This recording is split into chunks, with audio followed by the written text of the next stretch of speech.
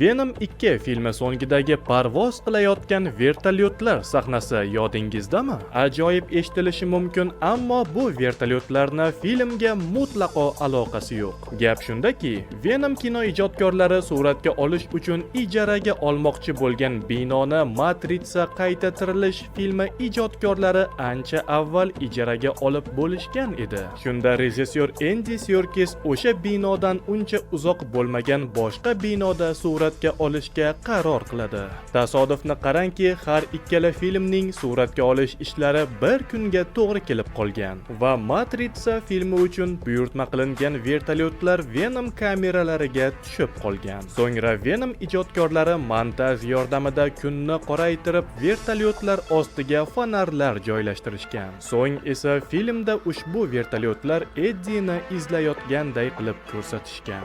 Jahon kino olamiga doir eng qiziqarli faktlarni birinchilardan bo'lib bilish uchun biz Media Instagram kanaliga obuna bo'ling.